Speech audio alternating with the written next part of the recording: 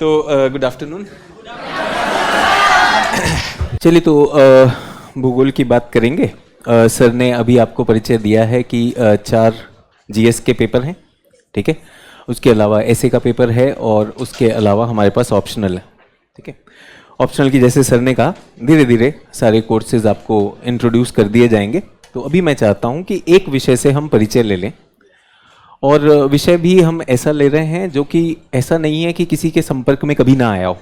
8वीं 10वीं तक तो भूगोल पढ़ाई है सबने, अच्छा बुरा कठिन आसान सबके लिए अलग अलग अनुभव रहे होंगे। तो हम एक ऐसा विषय लेने वाले हैं जिसमें कोई खास बैकग्राउंड की ज़रूरत नहीं है। ऐसा नहीं है कि आपके पास अगर भूगोल आता होगा तभी आप उसे बेहतर समझ सकते हैं, बल्कि मैंने देखा है जो भूगोल का बैकग्राउंड नहीं है वो ज़्यादा अच्छा समझते हैं, उनकी सोच थोड़ी खुली हुई होती है, नया विषय है उसे पकड़ना है तो उसके लिए तैयार रहते हैं, ठीक है। तो पहली चीज़ तो ये है। दूसरी चीज़, ये जो पाठ्यक्रम और रूपरेखा हम करेंगे ये कहीं ना कहीं सिलेबस पे आधारित होगा। और जैसा कि हम जानते हैं कि अलग अलग परीक्षाओं में भूगोल पूछा जाता है, तो भूगोल में अंतर कहाँ आता है? फैलाव तो वही है विषय का, उसकी गहराई बदल जाती है, ठीक है। तो जैसे अगर मैं उदाहरण के लिए यूपीएससी के कुछ उदाहरण लेना चाहूँ, तो जब हमारे पास प्रश्न आते हैं, प्रारंभिक के प्रश्न आते हैं, वो केवल सूचना आधारित नहीं है। उनमें अगर कोई घटना हुई है, अभी हाल ही में कोई घटना हुई है, तो उससे जुड़ा हुआ एक संदर्भ दे देगा। उस संदर्भ में आपको पहचानना है कि वो घटना कहाँ हुई।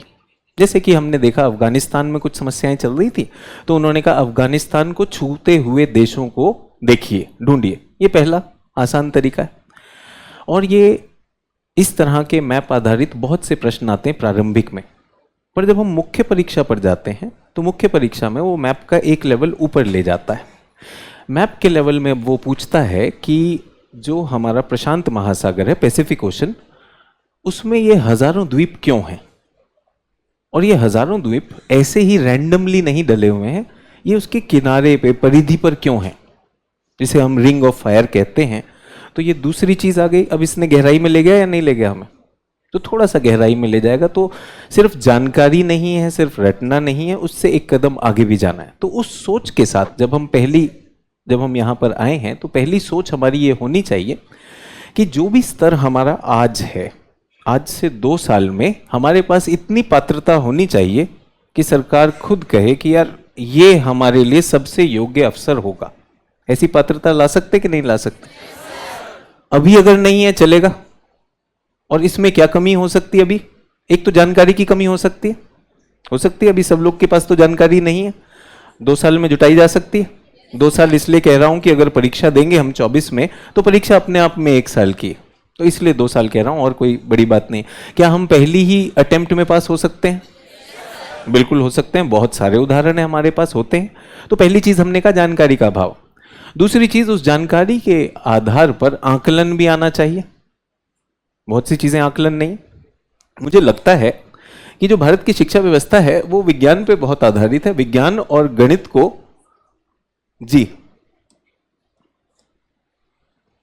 विज्ञान और गणित को ज्यादा महत्व देती है नहीं देती है? आगे भी शिक्षा में भी, यूपीएससी की अभी जो हाल ही में एक राज्यसभा की जो रिपोर्ट आई उसमें भी आया कि इंजीनियर लोग ज्यादा पास हो रहे हैं। ऐसा आया कि नहीं आया? तो विज्ञान और गणित को ज्यादा महत्व दिया जाता है। अच्छी बात है, कोई दिक्कत नहीं है, होना भी चाहिए। विज्ञान और गणित हमें क्या दिखाता है? हमें लॉजिक सिखाता है ना। तो हम गणित के फॉर्मूला देख लेते हैं और फॉर्मूला से हमें उत्तर आना शुरू हो जाता है, मजा आता है, ठीक है।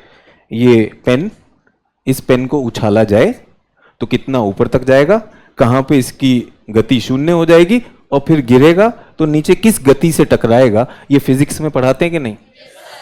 और जिन लोगों ने साइंस पढ़ी है मजा भी आता है। इसमें कोई दिमाग नहीं लगाना भाई, फॉर्मूला लगाना है, सब आ जाएगा। ये काम गणित करता है, विज्ञान करता है, मजा आता है। लेकिन जब हम यूपीएससी में आते हैं, प्रीलिम्स में तो फिर भी जानकारी आधारित है, मुख्य परीक्षा में वो एक कदम आगे ले जाता है, जो हमें इससे आगे की मांग करता है। उदाहरण देना चाहता हूं। पहला प्रश्न कि भारत के राष्ट्रपिता का नाम क्या है? महात्मा गांधी। लॉजिक, विज्ञान, गणित, सही उत्तर है। यूपीएससी प्रश्न पूछता है कि अगर भारत के स्वतंत्रता आंदोलन में गांधी जी ना होते तो स्वतंत्रता आंदोलन कैसा होता। अब ये तो क्लास में नहीं बताया, एक ही उत्तर नहीं होगा इसका, कई उत्तर होंगे। सोच सकते कि नहीं सोच सकते। आप सब बिगनर हैं, आप सबको एक कठिन भी लगेगा ये प्रश्न अभी, पर मैं कह रहा हूं इससे सरल प्रश्न नहीं हो सकता। इस प्रश्न का उत्तर अभी आप निकाल सकते हैं। सोच के देखिए 1 मिनट, गांधी जी ना होते तो आंदोलन कैसा होता। हिंसा, जिस भी चीज के लिए गांधी जी जाने जाते हैं वो सारे ना होते। अचानक 5 बिंदु आ गए कि नहीं आ गए, लेकिन क्योंकि हमारी प्रैक्टिस विज्ञान और गणित की हो चुकी है तो हमें एक बिंदु की आदत है, एक बिंदु की आदत है। यूपीएससी ने, और ये तो मैंने इतिहास का उदाहरण दिया, एक बार पूछ लिया कि ये जूनो मिशन का महत्व बताइए। अब जूनो मिशन जीएस पेपर 1 में आया, जीएस पेपर 1 जिसमें भूगोल होता है। जूनो मिशन का महत्व बताइए। अधिकांश छात्र छोड़कर आ गए कि सर ये बहुत कठिन था, समझ नहीं आया। हमने कहा भाई ये तो न्यूज में था, जू से जुपिटर होता है, बृहस्पति ग्रह पे भेजा हुआ मिशन, इसका महत्व बताइए। हाँ सर वो तो ठीक है, जुपिटर भी पता था, बट इसके 200 शब्द कैसे लिखूं, है या नहीं। इस पे 200 शब्द लिखने थे, कैसे लिखूं। समस्या, समस्या तो है। 200 शब्द आप लिख सकते हैं, आप तो जानते नहीं इसके बारे में ज्यादा, नहीं लिख सकते ना। इसलिए नहीं लिख सकते क्योंकि फिर हम विज्ञान और गणित की बात कर रहे हैं। एक बात बताइए, हमने चंद्रमा पर चंद्रयान भेजा, क्या ढूंढ रहे हैं हम वहां पर चंद्रमा पर। बर्गर ढूंढ रहे हैं, पिज्जा, जीवन ढूंढ रहे हैं। जीवन और क्या ढूंढ रहे हैं, जल ढूंढ रहे हैं, और कुछ खनिज भी ढूंढ रहे हो सकते हैं। पूरे के पूरे ब्रह्मांड की उत्पत्ति कैसी हुई, इन रहस्यों को अगर हम खोलना चाहते हैं तो हमें बाहर जाके देखना पड़ेगा कि नहीं देखना पड़ेगा। 4 बिंदु तो मैंने ही दे दिए, 4 बिंदु तो मैंने ही दे दिए, लेकिन हम छोड़कर आ गए। क्यों? क्योंकि हमें एक उत्तर की कामना है कि यार ये उत्तर है या नहीं है, और ये मुझे आता नहीं। तो ये पहला लेसन जो मैं आप लोगों से शेयर करना चाहता हूं, यूपीएससी में विषय सारे, सबकी परिधि, सबकी बाउंड्री सेम है, थोड़ी गहराई चाहिए। तैयार हैं उसके लिए? ठीक है। तो क्लास में क्या चाहिए, जैसे सर ने कहा मुझे पढ़ाने में इतना मजा नहीं आता जितना समझाने में आता है। तो सर बहुत गहरी बात कर रहे हैं यहां पर, सर बहुत गहरी बात कर रहे हैं, क्योंकि समझ आधारित परीक्षा ज्यादा है। जानकारी तो सर ने कहा वो तो किताबों में दी हुई है। तो ऐसा नहीं है कि हम किताबों से पीछे हटेंगे, लेकिन हम चाहेंगे कि इसमें आपकी भी पार्टनरशिप हो। किताब पढ़ेंगे? किताब पढ़ेंगे? नहीं पढ़ेंगे?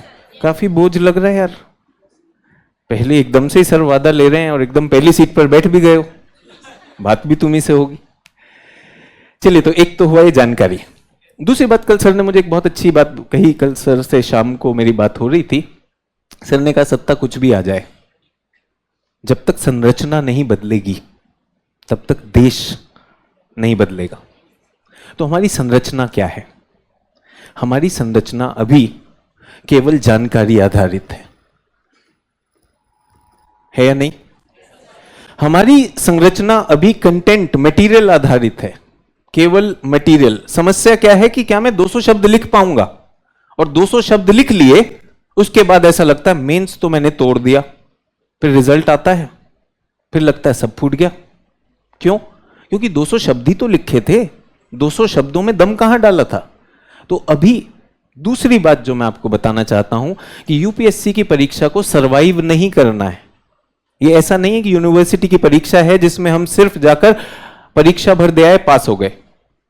आप बहुत मेहनत से तैयारी कर रही हैं, आप भी करेंगे, दोनों में प्रतिस्पर्धा है, और गारंटी दे रहा हूं दोनों के दोनों 200 शब्द लिख कर आएंगे।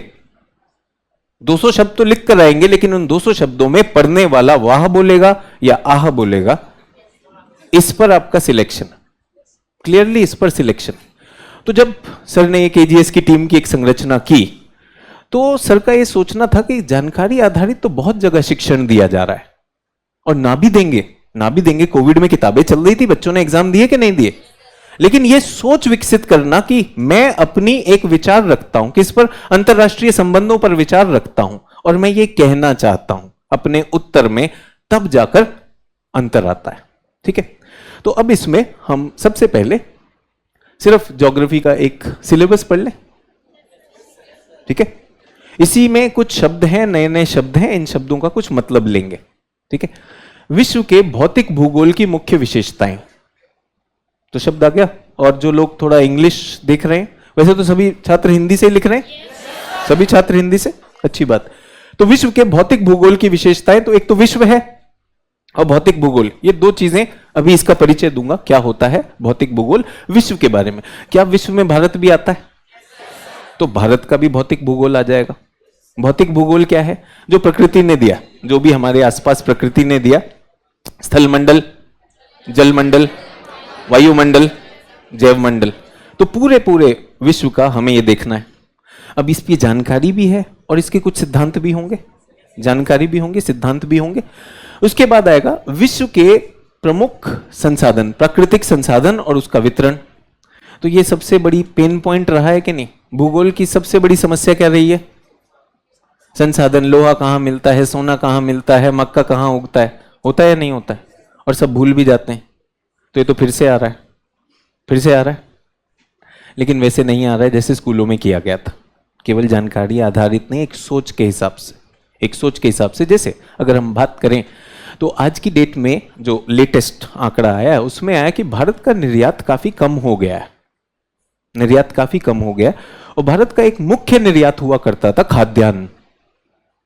ठीक है, अनाज, गेहूं, चावल, ये सब हम निर्यात किया करते थे। तो ये नीचे क्यों आ गया? विश्व में एक तरह की खाद्य संकट चल रहा है।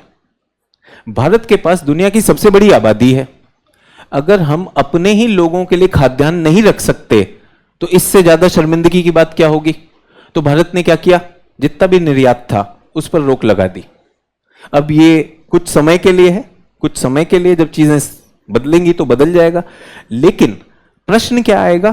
किस तरह से खाद्यान्न अंतरराष्ट्रीय व्यापारों में उनकी भूमिका है और किस तरह से अंतरराष्ट्रीय खाद्य सुरक्षा खाद्यान्न निर्धारित करते हैं। तो यहां पर क्या आया? संसाधन अब वैसे नहीं आ रहे कि गेहूं कहां उग रहा है, मक्का कहां उग रहा है, वो भी पढ़ाएंगे, उसमें कोई दो राय नहीं, वो भी पढ़ाया जाएगा, लेकिन बात होगी उससे आगे की, उससे आगे की।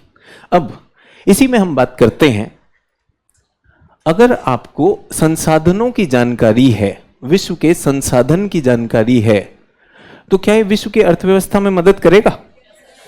करेगा ना। भूगोल एक मंच तैयार करता है जिसमें विश्व के संसाधनों का वितरण हमें पता चलता है। तो हमें पता चलता है कि हम रूस से तेल क्यों ले रहे थे, और जब रूस के तेल में बहुत सारी अभी समस्याएं आ रही हैं, जिसमें रुपए की बात हो रही है, रूबल की बात आ रही है, तो और तेल कहां से आ सकता है? और भारत जैसे देश को, जिस गति पे भारत विकास कर रहा है सकल घरेलू उत्पाद में, उस देश के लिए ऊर्जा कहां से आएगी? तो क्या संसाधन में अर्थव्यवस्था जुड़ गई या नहीं जुड़ गई? जुड़ गई। ठीक है, भारत रूस के साथ एक पारंपरिक दोस्ती रखता है, रखता है, और यूएसए के साथ, उसके साथ भी रखता है। अब ये दोनों आपस में तो बहुत ज्यादा दोस्ती नहीं रख रहे हैं। सो भारत को अपनी अंतरराष्ट्रीय नीति भी इनके हिसाब से बैलेंस करनी पड़ेगी। क्या भारत किसी को भी छोड़ने को तैयार है? क्या वो दोनों हमें छोड़ सकते हैं? गरारी तो फंसी हुई है, फंसी हुई है कि नहीं? तो अगर हमें इसका भूगोल पता होगा तो क्या हम इसका जियोपॉलिटिक्स समझ पाएंगे कि नहीं समझ पाएंगे? तो अगर हमने वही विश्व भूगोल पढ़ा, विश्व के बारे में जानकारी, तो क्या हम इसका जियोपॉलिटिक्स, भू राजनीतिक पहलू भी पढ़ पाएंगे कि नहीं पढ़ पाएंगे? ये भी पढ़ पाएंगे। तो एक सवाल आता है कि हम भूगोल से क्यों शुरू करें? इसमें तो रटना है, नदियां सबसे लंबी, सबसे ऊंची चोटी, कहां पर मक्का हो रहा है, वो नहीं रहा। उसका जो पहलू है उसके तरीके बता दिए जाएंगे। हमारा पुराना तरीका है ना, हमको सबको शॉर्टकट चाहिए, चाहिए कि नहीं चाहिए? शॉर्टकट चाहिए, ये हमारी अभी की संरचना है। शॉर्टकट के अलावा भी एक कदम आगे बढ़ना होगा, बढ़ना होगा कि नहीं?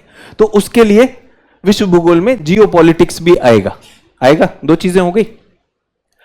विश्व में अगर ग्रीनलैंड की बर्फ पिघल जाती है, अगर ग्रीनलैंड की बर्फ पिघल जाती है तो बांग्लादेश सिर्फ तैरने के काम आएगा, वहां भूमि खत्म, पूरा का पूरा डूब जाएगा। तो क्या अगर हम भूगोल जानते हैं, विश्व की सारी चीजों को जानते हैं, तो क्या पर्यावरण का महत्व हो जाएगा कि नहीं? तो एक विषय जब हम चुनते हैं कि यार इस विषय पे अगर हमारी पकड़ हो जाए तो ये और भी अन्य विषयों को हमें समझने में मदद करेगा। इस लिहाज से हमने देखा कि भूगोल को हम पर्यावरण से भी जोड़ते हैं। तो अभी तक मैं क्या बता रहा था? भूगोल का महत्व बता रहा था। ये तो मोटे तौर पर जो बाकी विषयों को जब हम इसमें पिरोएंगे तो ये भूगोल का महत्व हुआ। उसके अलावा इस परीक्षा में भूगोल की क्या महत्व है, क्या रोल है, उस पर भी देख ले। यूपीएससी ने क्या प्रश्न पूछे हैं, किस तरह के पूछे, तो एक मैं आपके लिए उसके लिए भी कुछ जानकारी लेकर आया हूं। ये पिछले 5 वर्षों का पैटर्न है। प्रीलिम्स में जैसा कि सर ने अभी आपको बताया होगा, प्रीलिम्स में 100 प्रश्न आएंगे, 100 प्रश्न आने वाले। 100 में से कट ऑफ कितना चल रहा है? 100 के 200 नंबर हो गए ना। 200 में से कट ऑफ कितना चल रहा है? 90 लक्ष्य तो नहीं बना रहे ना, क्योंकि 90 पे तो धोखा हो जाएगा। उसी साल बढ़ गया तो क्या फायदा, है ना। तो अगर कोई भी परीक्षा हम दे रहे हैं उसकी तैयारी में इतना तो दमखम होना चाहिए, 50% से ऊपर तो ले आएंगे। ठीक है, मैं तो चाहूंगा 110 का लक्ष्य रखा जाए। 110 का लक्ष्य रखा जाए। उस दिन यूपीएससी ने अगर कुछ कठिन कर दिया तो हो सकता है 2-4 नंबर कम आ गए। और इस बार तो प्रश्न भी कुछ ऐसे हैं जिनके उत्तर में भी सही उत्तर कौन सा है ये केवल यूपीएससी जानती है,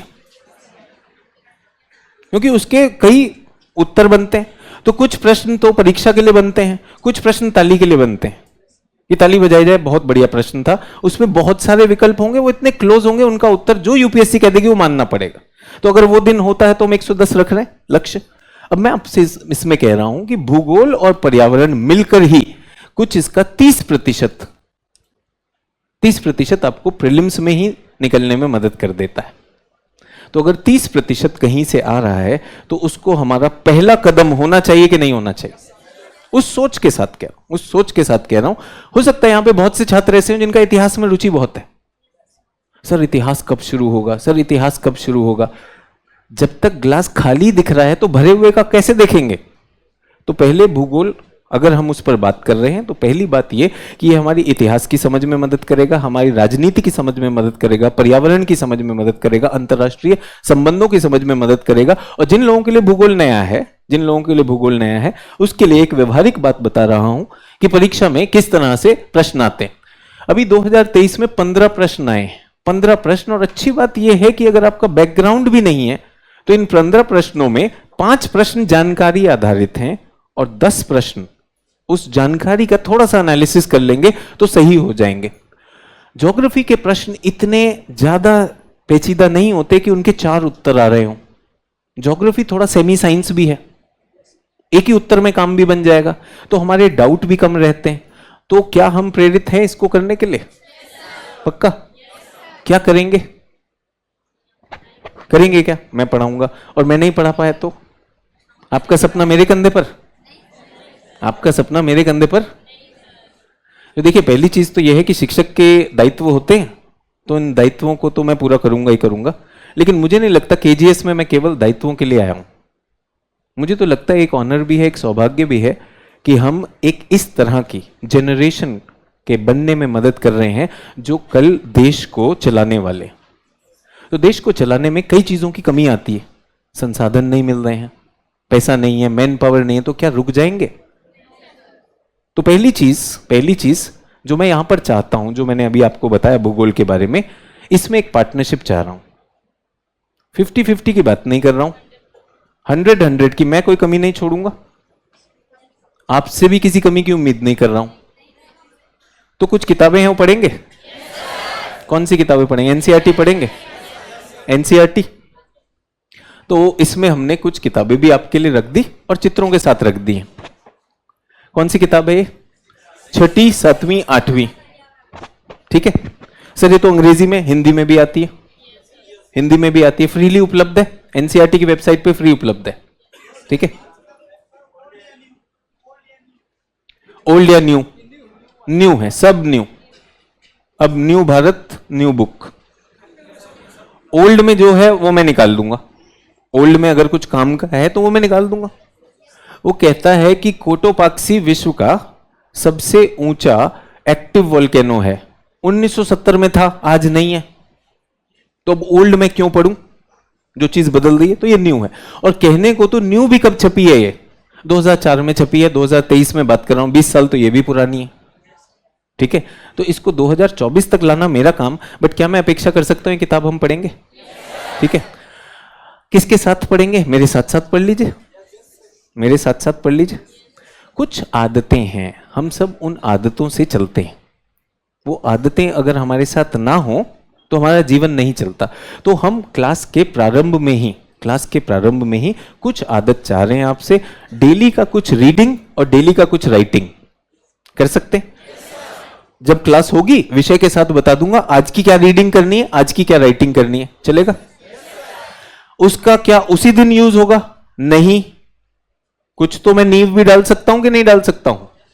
ये है आईएएस, ये जो टिप है ना, ये आईएएस है, 1 2 3, ये आईएएस का फाउंडेशन है। मुझे एक बात बताइए, अगर आपके पास भाषा नहीं है,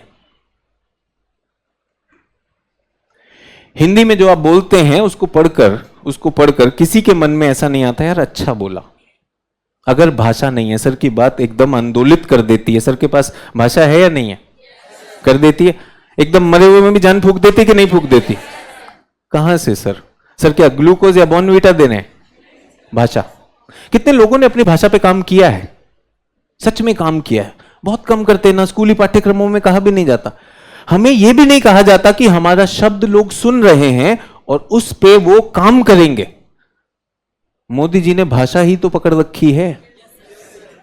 अगर मोदी जी बोल दिए तो विश्वास होता है या नहीं होता है। तो आप जब लिख दिए तो क्या आपकी बात पे विश्वास होगा? अभी तो आप ही को नहीं होता अपनी बात पे विश्वास। नहीं, कल से मैं पढ़ूंगा, एनसीईआरटी पढ़ के आऊंगा, नहीं तो नाक कटवा दूंगा। ऐसे नाव पे लगाने के लिए नाक नहीं है, क्योंकि अभी हम अपनी बात को नहीं रखते। तो भाषा पे काम करना पड़ेगा। ये भाषा पे काम होगा कहां से? क्या केजीएस करवाएगा आपको? खुद से करना होगा। खुद से तो आज तक हुआ नहीं। अब बोला सर आप कराएंगे। सर कुछ बता रहे थे आपके बारे में कि आप लोग एकदम उस लेवल के चल रहे हैं। अब मैं उस शब्द को क्या दोहराऊं। तो भाषा पे काम करना है। तो अब मैं एक बहुत इंपॉर्टेंट बात बताने आ रहा हूं, क्योंकि आप ही लोग मुझसे भी पूछेंगे, सर से भी पूछेंगे, सर क्या अखबार पढ़ना जरूरी है? अखबार क्या काम करेगा? भाषा। सर कौन सा अखबार अच्छा होगा? सर द हिंदू तो हिंदी में छपता ही नहीं, अब मैं क्या करूंगा? अरे अंग्रेजी में हिंदू पढ़ के तब भी कोई फायदा नहीं, क्योंकि अभिव्यक्ति तो भाषा में ही होनी है ना। जागरण पढ़ते हो, कोई बात नहीं, वही पढ़ लिया। भाषा के लिए ही तो पढ़ा, भाषा के लिए पढ़ा। तो पहली चीज भाषा, और कुछ नहीं, और कुछ नहीं तो क्या करेंगे? एनसीईआरटी। बहुत से छात्र मुझसे पूछते हैं कि सर क्या हम हिंदी की परीक्षा में अंग्रेजी के शब्द लिख सकते हैं? भाई तकनीकी शब्द आया एडियाबेटिक लैप्स रेट, उसका हिंदी है रुद्धोष्म ह्रास दर। ना आपको समझ आएगा ना एग्जामिनर को आएगा, तो उसको लिख दिया एडियाबेटिक, ठीक है। लेकिन आपको डेमोक्रेसी की हिंदी नहीं आती, प्रजातंत्र नहीं आती, तो यार ये तो अपनी भी मातृभाषा का अपमान है। तो एनसीईआरटी लेवल की भाषा ले सकते या नहीं ले सकते? तो ये बताना, ये जो पहला फाउंडेशन होता आईएएस बनने का, उसका पहला फाउंडेशन है वो भाषा। तो मैं जब भूगोल कराऊंगा, भूगोल की हम किताबों को साथ साथ में आपको टारगेट देते जाएंगे, वो पढ़ते जाइएगा। और भाषा बोलने से समृद्ध होती या नहीं होती? भाषा लिखने से समृद्ध होती या नहीं होती? और अगर आपकी भाषा में दम है तो क्या कम शब्दों में ज्यादा कह सकते हो कि नहीं कह सकते? अभी समस्या क्या है कि हमें बहुत से शब्द लगते हैं और निचोड़ निकलता है जरा सा। एक ही बिंदु को हम खींच के च्युइंगम की तरह बढ़ा तो देते हैं, लेकिन ज्यादा कह नहीं पाते। तो पहला भाषा, ठीक है। दूसरी चीज जानकारी, ये कहां से आएगा? भाषा तो है। भाषा में अभी अगर मैं कहूं कि अपने पिताजी को पत्र लिखिए कि मेरा केजीएस में पहला दिन, ये तो ठीक है, कुछ तो जानकारी है या नहीं है? और अगर मैं आपसे कहूं कि विश्व के मरुस्थल महाद्वीपों के पश्चिमी तट पे 30 डिग्री अक्षांश पे ही क्यों बनते हैं? अब लिख के दिखाइए। अब समस्या होगी कि नहीं होगी? क्या नहीं है? जानकारी। ये कहां से आएगी? एक तो टेक्स्ट बुक से आएगी, और केजीएस में भी तो आपको स्टडी मटेरियल मिलेगा ना, स्टडी मटेरियल से आएगी। तो एक बात बताइए, क्या एनसीईआरटी और अखबार पढ़ने का औचित्य है या नहीं है? ये सवाल छात्र एक एक अटेम्प्ट होने के बाद, 2 साल के बाद आकर पूछते, सर मैं 2 साल से ट्राई कर रहा हूं, अखबार पढ़ना चाहिए क्या? यार 2 तो गुजर गए। मेरे पास तो एक छात्र ऐसा भी आया, उसका 6ठा अटेम्प्ट था, 6 बार मेंस लिख रहा है, 6ठी बार मेंस लिख रहा है, और उसने मुझसे कहा सर बहुत जगह घूम चुका हूं, कुछ समझ नहीं आ रहा, सर मैं पास नहीं होता हूं मेंस में, सर आपको ज्वाइन करना चाहता हूं, बहुत सुना है, तो एक बार आप भी देख लीजिए। मैंने कहा ठीक है, एक पेपर लिखो। उन्होंने पेपर लिखा, मेंस परीक्षा पास थी। अब सच कहूं या झूठ, बड़ी दुविधा हो गई, क्योंकि वो पास नहीं होने वाला था। उसका एक भी वाक्य आप समझ ही नहीं सकते, एक भी वाक्य जो होगा, शायद हिंदी माध्यम का था, अंग्रेजी ऑप्ट कर ली, एक भी वाक्य का मतलब ही आपको समझ नहीं आएगा। आप बताइए कि अगर यूपीएससी का एग्जामिनर है, वो आपके साथ किसी भी प्रकार की सिंपैथी दिखाएगा क्या? कंपटीशन है ना। मैंने कहा बेटा इधर आओ, इस एक अनुच्छेद को पढ़ते हैं, ये पूरा तो गलत भाषा है, और जो जानकारी है वो भी गलत है, तो आप 6ठे अटेम्प्ट में आ गए, तो अब क्या करें? बोला सर 5 अटेम्प्ट हो गए, 5 मेंस दे चुका हूं, किसी भी शिक्षक ने बोला ही नहीं इस बारे में। मैंने कहा आपने पूछा नहीं होगा, और मैं दायित्व लेने के लिए तैयार नहीं हूं ऐसी चीज का। तो ये चीज, जानकारी और भाषा, अभी से काम शुरू कर देंगे, अभी से काम शुरू कर देंगे। तीसरा जो बहुत इंपॉर्टेंट है, ये आता है आंसर राइटिंग, जिसमें एनालिसिस भी आएगा, एनालिसिस भी आएगा, आएगा या नहीं आएगा? तो अब लेखन कब से नहीं किया? कितने लोग विज्ञान के छात्र हैं यहां पर, विज्ञान गणित के छात्र? और देखो, घूम के देखो, बेकार में यूपीएससी पे रिपोर्ट आती है कि यही लोग पास होते, यही लोग पढ़ते। विज्ञान और गणित के छात्र को लेखन के नाम पे एक ही चीज आती है, LHS is equal to RHS। किसी भी तरह से वो यहीं पे पहुंचना चाहता है, और आपको पता है इसमें हम चीटिंग भी करते हैं, रास्ते में दाएं बाएं कहीं गलत हुए, लक्ष्य तो पता है यही आना है। फिर एग्जामिनर पे होता है ढूंढो कहां मैंने चूक की, मैंने तो कर दी, कर दिया नहीं कर दी। लेकिन यूपीएससी में उत्तर लेखन आ जाएगा भाई। तो सबसे बड़ी समस्या जो मैं पाता हूं, जो यूपीएससी के बच्चे तैयारी करते हैं, कि सर समझ सब आ रहा है, बट जब लेखन पे आते हैं ना सर, वो चीज को हम लिख नहीं पाते। सच है या गलत है? तो लिखने के लिए क्या चाहिए होगा? एक उदाहरण से मैं आज वो भी आप लोगों के सामने रखना चाहूंगा। और क्योंकि आप अभी छात्र हैं और बहुत ज्यादा जानकारी नहीं है, तो थोड़ी देर के लिए मैं आपको यूपीएससी एग्जामिनर बना दूंगा, मैं छात्र बन जाऊंगा, मुझे तो उत्तर आता है। तो आप मेरे उत्तर को देखकर इतनी परख हो जाएगी कि उत्तर लेखन में क्या चाहिए। ठीक है, यहां तक क्लियर? किताबों में वापस जाना चाहता हूं। ये 3 फाउंडेशन समझ में आए? भाषा का फाउंडेशन, जानकारी का फाउंडेशन, एनालिसिस आंसर राइटिंग का। ये कभी भी इमारत के नीचे होने की वजह से दिखाई नहीं देते। वो जो आईएएस पास होता है, जिसकी आप ग्रैंड एंट्री देखते हो यूट्यूब पर, वो सिर्फ यहां का है, इसके पीछे उसने काम किया है। और एक और चीज, यूट्यूब की रील पर आपका एक विचार होता है, मजा आया नहीं आया, ये यूट्यूब की रील नहीं चल रही है। क्या चल रही है? क्लास चल रही है। क्या सारे विषय और विषय के सारे सब टॉपिक्स, क्या सब में उतनी ही रुचि होती है? नहीं होती, कुछ डल एरिया भी आते हैं। भाई मैं गणित पढ़ता था, गणित में मुझे बहुत मजा आता था, स्टैटिस्टिक्स में मुझे बहुत रिपीटेटिव लगता था, मेरे लिए बोरिंग था, किसी और के लिए अच्छा हो सकता है। किसी लोगों के लिए मैप बहुत अच्छा होता है, ज्यादा रुचिकर होता है। संभव है या नहीं? संभव है। तो मैं ये कह रहा हूं सर मजा नहीं आया, मजा के लिए गदर 2, इतना मजा कि 5 बार देख लो, हर बार देश को आजाद करके आ जाओ। क्लास के लिए तो ये यूट्यूब वाली बात नहीं कि मेरी राय यार इसमें मजा नहीं आ रहा। अगर ये वाली चीज उत्तर लेखन इसके लिए, परीक्षा के लिए जरूरी है, और आपने यहां प्रण लिया कि यार अगले 2 साल में एक नई खेप जाने वाली है जो देश के लिए आगे बढ़ेगी, तो क्या उसको उत्तर लेखन नहीं आना चाहिए? हमारे जब विदेश मंत्री यूरोप में जाकर बैठकर बोल सकते हैं कि यूरोपीय लोगों को समझना होगा कि दुनिया यूरोप को केंद्र में रख के नहीं चलती है, अब भारत केंद्र में है, तो ये बोलने के लिए भाषा भी चाहिए, जज्बा भी चाहिए, समझ भी चाहिए। तो अगर आप कहें यार राइटिंग मुझसे नहीं होती क्योंकि मैं विज्ञान का छात्र हूं, तो विज्ञान था, किसी भी प्रकार का रोग नहीं था, विज्ञान था, तो फिर भी आपने 2 बूंद पोलियो की तो ड्रॉप ली थी ना।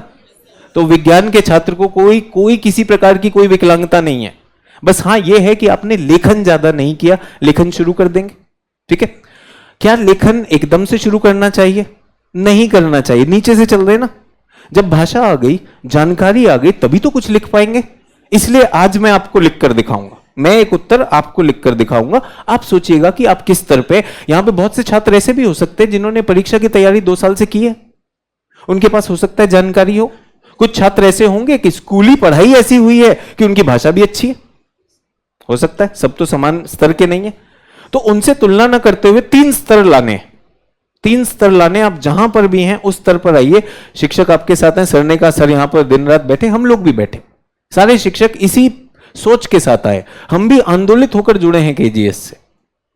शिक्षा तो पढ़ाते पढ़ाते हो गए 16 साल, वो तो हमारे साथ चल ही रहा है। तो एक आंदोलन का हिस्सा हम तब बनते हैं कि हम भी 100% लाएंगे। जो हमने सोची, जिस तरह से हम पढ़ाते थे, हम उसमें क्या नवाचार ला सकते हैं, यूपीएससी के बदलते हुए प्रारूप को हम किस तरह से पकड़ सकते हैं। ऐसा तो नहीं है कि यूपीएससी का चेयरमैन मेरे घर आएगा, सचिन सर जरा बताइए क्या क्या पढ़ाया, आपका टेस्ट बनाना है मुझे, ऐसा तो नहीं होगा। लेकिन जो उनकी सोच है और जो उनकी बदलती सोच है, अगर मैं उस पर अपनी पैनी नजर रखूं, तो क्या मैं उस प्रकार के प्रश्नों का प्रैक्टिस कर सकता हूं कि नहीं कर सकता? वो मेरी कोशिश रहेगी। आपकी कोशिश क्या होगी? 3 चीजें, भाषा का फाउंडेशन, जानकारी का फाउंडेशन, आंसर राइटिंग का फाउंडेशन। जादू अपने आप हो जाएगा। ये 3 चीजें हैं, जादू अपने आप हो जाएगा, ठीक है। दूध लीजिए, आग जलाइए नीचे, दूध उबल जाएगा कि नहीं उबल जाएगा? विज्ञान है ना, विज्ञान की तरह पास हो जाएगा। हां, लंबी यात्रा है। समस्या क्या है? मैराथन है, कोई भी परीक्षा इतनी लंबी होती नहीं। इसमें कई बार आप लोगों के लोज भी आएंगे। कई बार आप उत्तर लिख रहे हैं, मजा ही नहीं आ रहा, आप ही को नहीं मजा आ रहा, आपको लग रहा है मैंने बहुत प्रयास किया, फिर बहुत सी जानकारी हुई, इतिहास आ गया, ज्योग्राफी आ गया, पॉलिटी आ गया, सबकी जानकारी, फिर कई बार ऐसा लगे यार मुझे याद नहीं हो रहा। ये भी संभव है, आएंगे ये लोग आएंगे। उत्तर लेखन अच्छा नहीं आ रहा, ये भी होगा। फिजिकली बीमार भी तो हो सकते सब तरह का। और क्या, फेलियर भी आ सकता है। पूरी मेहनत के बाद भी क्या हम फेल हो सकते हैं? तो सबसे बड़ी, जो मेरे 16 साल का अनुभव है यहां पर, सबसे बड़ी चीज जिसने लोगों को पास होते हुए देखा है, वो ये है अथक प्रयास। छोटी मोटी चीजों के लिए अभी बता रहा हूं, तैयार रहिए। केजीएस भी आपके साथ तैयार है। आपके लो मोमेंट्स में भी हम सब खड़े हुए हैं, हाई मोमेंट्स में भी खड़े हुए हैं। तो लो आएंगे, कुछ विषय के कुछ हिस्से ऐसे होंगे जिसमें बहुत मजा नहीं आ रहा, बट अगर वो परीक्षा में बारंबार पूछा जा रहा है तो उसको पकड़ना पड़ेगा कि नहीं पकड़ना पड़ेगा? सर मेरा कलाओं का बैकग्राउंड है, मेरे से गणित नहीं होता, सीसेट में पहले से ऊपरा साफ हो जाएगा, फिर क्यों करना है? अगर नहीं होता तो फिर कैसे आगे बढ़ेंगे? तो उसके लिए अभी तैयार होना है। लोज भी आएंगे, डाउन्स भी आएंगे, लेकिन हम उसके लिए 3 चीजें आपसे मांग रहा हूं। भाषा का फाउंडेशन, जानकारी का फाउंडेशन, एनालिसिस कहां मिलेगा? आपके शिक्षक आपके सामने बार बार करके दिखाएंगे, आप प्रेरित हो जाएंगे, सर ने इतना अच्छा किया, थोड़ा तो मैं भी कर सकता हूं। तो अभी एनालिसिस लेवल पे नहीं है, बट 2 चीजें तो लाएंगे, ठीक है। तो किताबों में 1, 2, 3 इसी में मैं बताना चाहता हूं, सिर्फ ज्योग्राफी के लिए कह रहा हूं, बाकी विषय एक्सपर्ट हैं, वो बहुत अच्छा बताएंगे अपने विषय के लिए। मेरे विषय की एनसीईआरटी बहुत अच्छी है। ज्योग्राफी की एनसीईआरटीज बहुत अच्छे से लिखी गई हैं, और अगर आपको क्लास 11th और 12th की एनसीईआरटी अच्छे से समझ आ गई तो काफी कुछ जीएस की ज्योग्राफी आपकी मुट्ठी में। 11वीं और 12वीं मानक है, टेस्ट है आपके लिए। आप 6ठी से पढ़ रहे हैं, 6ठी, 7वीं, 8वीं, 9वीं, 10वीं, 11वीं, 12वीं, जिस दिन 11वीं 12वीं आ गई, इसका मतलब ज्योग्राफी जीएस के लिए तो मुझे आ गई। क्लियर है? तो हमें वहां तक पहुंचना है। शुरू कहां से करेंगे? 6ठी, 7वीं, 8वीं। बहुत से छात्र पूछते हैं सर नोट्स बनाने, बाकी विषयों के शिक्षक अपने विषय का बताएंगे। एनसीईआरटी 6, 7, 8 के नोट्स नहीं बनते। 6th, 7th, 8th के नोट्स नहीं बनते। पृथ्वी गोल है, नोट्स बना रहा है। किताब 50 पेज की 300 पेज के नोट्स बना रहा है। क्यों बना रहा है? क्यों बना रहा है? हां, कुछ जानकारी मिली एनसीईआरटी में, बुक में, किताब में साइड में मार्जिन होता है, वहीं पे लिख लिया। 6ठी, 7वीं, 8वीं को किताब को बस पढ़ जाना है। पढ़ सकते हैं? अच्छा, एक बात बताइए, जब हम पैदा हुए बोलना तो नहीं जानते थे, ठीक है? जो हमारे हमेशा पास रहता था, जो भी व्यक्ति हमारे पास रहता था, बार बार हमें बताया गया माँ माँ माँ, तो माँ हो गया, तो हमारी माँ माँ हो गई। एक और व्यक्ति साथ में रहता था, उतना काम का नहीं था जितना माँ थी, बट जब भी आता था पापा पापा पापा, पिताजी पिताजी पिताजी, वो भी हो गया। 2 तो कोडिंग हो गई थी कि नहीं हो गई थी? किसी ने सवाल पूछा इसका नाम माँ क्यों है, का क्यों नहीं है? पूछा? नहीं पूछा ना। पिता क्यों है और कुछ क्यों नहीं है? नहीं पूछा। तो पहला कदम जो है, पहला कदम लर्निंग का है, लर्निंग विदाउट अंडरस्टैंडिंग है। इसे मान लीजिए। सर मैं 6ठी क्लास की एनसीईआरटी पढ़ रहा हूं, पहला पेज समझ नहीं आ रहा है, दूसरे में उसका उत्तर आ जाएगा भाई। संदर्भ बना रहा है, उसका उदाहरण दे देगा। दूसरे पेज पे चल सकते कि नहीं चल सकते? चल सकते हैं। इतना विश्वास कर सकते हैं। लर्निंग का पहला स्टेज होता है लर्निंग विदाउट अंडरस्टैंडिंग, जो कि हमें लगता है तो असंभव है, हम समय व्यर्थ कर रहे हैं। अभी मैं कह रहा हूं यार, आकलन कैसे कर सकते हैं? मैं कैसे एक अच्छा उत्तर लिख सकता हूं जब मुझे ज्योग्राफी की ज्यादा जानकारी ही नहीं है? तो क्या मैं पहले भाषा, शब्द, जानकारी आने दूं? ये 3 किताबें कैसे करनी है? रीडिंग। सर मैंने बचपन से हर चीज के नोट्स बनाए हैं। जितना बचपन आपको याद है ना, वो शायद 8वीं 9वीं का होगा। दूसरी क्लास में कोई नोट्स नहीं बना रहा था। क्या पढ़ी थी? चंपक नंदन पढ़ी किसी ने? ये कहानी की किताबें पढ़ी या नहीं पढ़ी है? किसी ने पढ़ी बचपन में? हाथ खड़ा करिए कोई बचपन में कहानी की किताबें। ये देखो, अभिशप्त बचपन। ये बचपन से एनसीईआरटी थमा दी थी, कोई कहानी की किताब नहीं पढ़ी।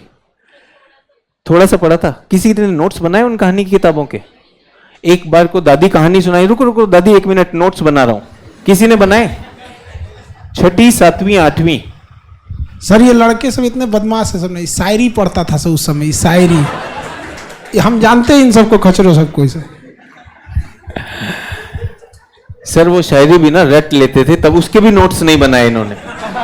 वो तो उसे देखते ही वो शेर याद आता था। बिल्कुल। तो ऐसा ही कुछ भूगोल में हो जाएगा। अगर 6ठी, 7वीं, 8वीं का ये डर निकाल दिया कि इसकी हर लाइन का, हर पंक्ति का मुझे अर्थ चाहिए, अभी नहीं मिलेगा। मैं जब पढ़ाता जाऊंगा ज्योग्राफी, तो 6ठी, 7वीं, 8वीं तो अपने आप ही कवर हो जाएगी कि नहीं हो जाएगी? नोट्स अगर बनाने हैं तो यहां से शुरू करिए। ये हिंदी में थी, 9वीं और 10वीं, ठीक है? अगर बनाने हैं, वैसे तो अभी तक किसी ने कॉपी का उद्घाटन किया नहीं है कि मास्टर जी बोल रहे हैं, मजा आ रहा है, चल रहा है। कॉपी में भी तो लिखोगे जानकारी। जो नाम पहले धर्म का चिन्ह बनाना है बना लो, उद्घाटन कर दो कॉपी का। कुछ लोग उसी टेंशन में है, कॉपी में लिखना क्या है। यहां लिखवाया भी जाएगा, ठीक है? कई बार हमने देखा है यूट्यूब की क्लास सिर्फ कॉन्सेप्ट पर होती है, छात्र लिखते नहीं है। यहां बहुत बड़ा सिलेबस है बच्चों। तो जो शिक्षक कह रहा है, अगर आप उसको एग्जैक्टली नहीं लिख रहे, जॉटिंग्स तो कर सकते ना, जो मुख्य बातें थी। जैसे अभी हमने बात की कि भाई हमें 3 लेवल का फाउंडेशन तो चाहिए, ये 3 मुझे करने हैं। तो ये आपके दिमाग में अगर कहीं पे लिखा हुआ है, हो जाएगा कि नहीं हो जाएगा? हो जाएगा। और दूसरी चीज, 6ठी, 7वीं, 8वीं किताब केवल पढ़ जानी है, केवल पढ़ जानी है। दूसरे विषय के शिक्षक जो बताएंगे वो उनकी स्ट्रेटेजी। मेरे विषय की मैं गारंटी ले रहा हूं, 6ठी, 7वीं, 8वीं जो आपको भाषा के लिए शब्द चाहिए वो चाहिए। अगर आप हिंदी माध्यम के हो लेकिन परीक्षा अंग्रेजी में देने वाले हो, जिसमें भी परीक्षा देने वाले, उसी की किताब पढ़नी है, क्योंकि उसी की भाषा चाहिए कि नहीं चाहिए। कुछ छात्र ऐसे भी हो सकते हैं कि मैं हिंदी क्लास में बैठा हूं या अंग्रेजी, अभी मैं अंग्रेजी में भी जाऊंगा तो वहां ऐसे छात्र होंगे, सर मुझे अंग्रेजी समझ नहीं आती लेकिन परीक्षा मुझे अंग्रेजी में ही देनी है। तो भाषा के टुकड़े यहां से मिलेंगे। यहां पर आ गए हम नोट्स के लिए। नोट्स कैसे बनाने हैं क्लास में बता देंगे, चलेगा? तो अभी हमारे पास क्या प्रोजेक्ट है? 6ठी, 7वीं, 8वीं, ठीक है? 9वीं 10वीं मेरे हवाले, नोट्स में बता दूंगा। और ये जब आती है 11वीं 12वीं, ये 4 किताबें हैं। बहुत से छात्र पूछते हैं सर कौन सी किताब है, तो फोटो के साथ है 4 किताबें हैं। ये जो हैं नीचे की दोनों, ये 11वीं की किताबें हैं, ये दोनों 12वीं की किताबें। ये भौतिक भूगोल है, ये मानव भूगोल है। भौतिक भूगोल है, मानव भूगोल है। क्या होता है भूगोल, उसकी भी हम बात करेंगे, तो इन सबको किताबों की दृष्टि से क्लियर हो गए सभी लोग? किताबों की दृष्टि से क्लियर? कोई डाउट है तो मैं इसमें पूछना चाहूंगा अभी, अगर कोई डाउट है तो।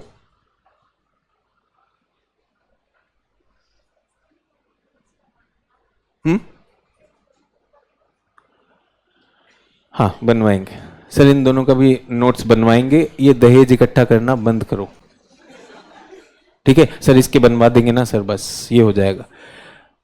जहां जरूरत होगी उसका हम निश्चित रूप से उसका जो भी चीज होगी वो सारी आएंगी।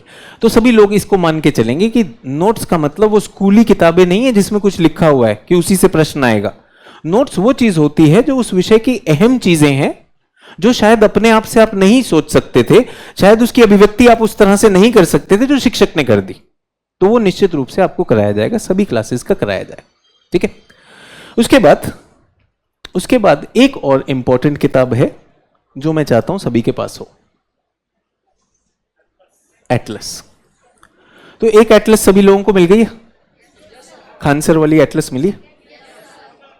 मिल गई? नहीं मिली सर, मिल जाएगी। तो सभी छात्रों को एक एटलस मिल जाएगा, आप टेंशन नहीं लीजिए। ऐसे लग रहा है जैसे, तो सभी छात्रों को एक एटलस वो मिल जाएगी। सर उस एटलस में मेरे ख्याल से कुछ सोच जो रखी गई थी वो शायद यूपीएससी से थोड़ा कम की है, तो उसमें मैंने कई तरह की चीजें अपडेट हो गया है। हाँ, इस बार जो आ रहा है अपडेट है, तो हम उसमें काफी चीजें अपडेट कर दे रहे हैं। तो आपके लिए मूलतः एक एटलस आपके पास होनी चाहिए, ठीक है। मुझे याद है कि स्कूलों की एटलस हमने कभी खोली नहीं, ऐसे ही पड़ी रहती है, आप अपने छोटे भाई को दे देते हैं। कुछ के पास अभी एटलस ढूंढेंगे तो पता चला पापा ने सुन लिया, पापा ने बोला मेरी वाली एटलस पड़ी है वो यूज कर ले।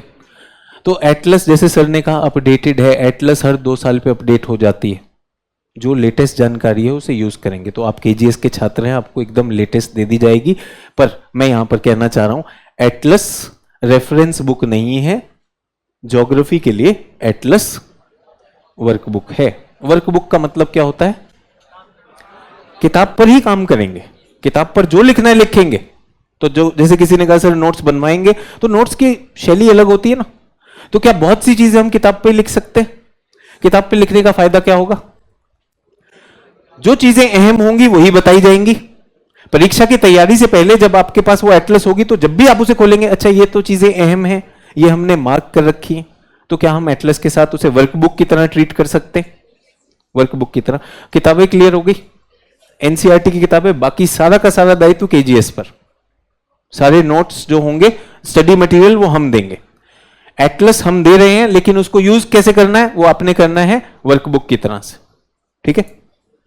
कंटेंट में क्लियर? अब इस पर एक विषय पर उत्तर लेखन से मैं एक प्रश्न भी लाना चाहता हूं। तो एक प्रश्न लिखेंगे सभी लोग।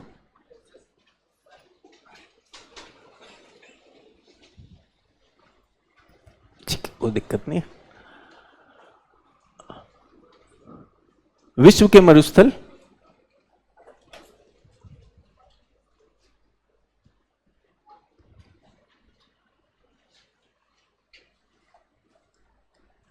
महाद्वीपों के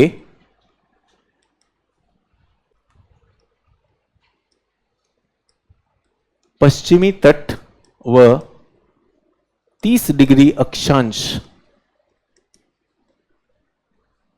के क्षेत्र में क्यों पाए जाते हैं?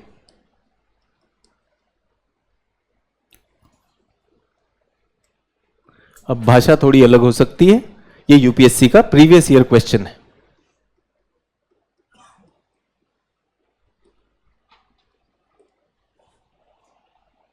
लिख लिया प्रश्न? तो विश्व के मरुस्थलों की स्थिति पूछ रहा है। विश्व के मरुस्थल मुझे याद है, स्कूलों में हम याद करते थे, सहारा मरुस्थल विश्व का सबसे बड़ा मरुस्थल है। एक कालाहारी मरुस्थल भी हमने सुना, ठीक है। भारत में थार मरुस्थल सुना, फिर हमने एक ठंडा मरुस्थल भी सुना, ठंडा मरुस्थल तिब्बत है। तो यहां पर उन्होंने इस पर एक और काम कर दिया, उष्ण कटिबंधीय मरुस्थल, ट्रॉपिकल डेजर्ट्स। हिंदी में उष्ण कटिबंधीय कहते हैं, अंग्रेजी में ट्रॉपिकल डेजर्ट कहते हैं, कि विश्व के ट्रॉपिकल डेजर्ट महाद्वीपों के पश्चिमी तट पर, महाद्वीपों के पश्चिमी तट पर और 30 डिग्री अक्षांश पर ही क्यों होते हैं। ठीक है, अब इसके बारे में बहुत आपके पास जानकारी नहीं है, पहली चीज। दूसरी चीज, इसका उत्तर लेखन भी चुनौती होगा, अभी तो चुनौती होगा। ठीक है, तो इस उत्तर को लिखने के लिए पहला तो इसके क्यों पूछा है तो कारण पता होने चाहिए। होने चाहिए कि नहीं होने चाहिए? होने चाहिए। भूगोल की एक अच्छी बात बताता हूं, भूगोल के उत्तरों में जो कारण है वो सीमित है। मतलब अगर कारण है तो 3 कारण है, इसके चौथा नहीं होगा।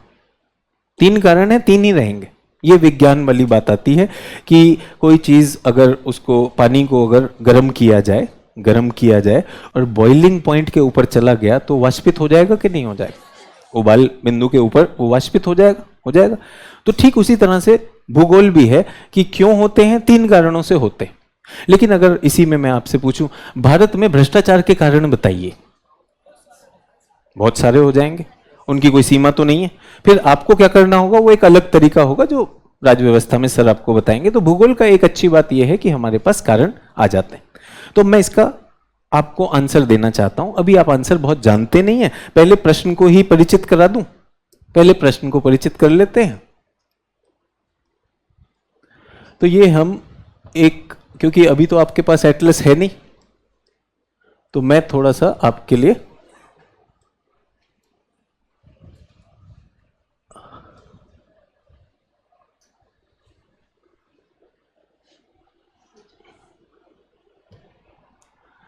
प्रश्न को समझा दे रहा हूं।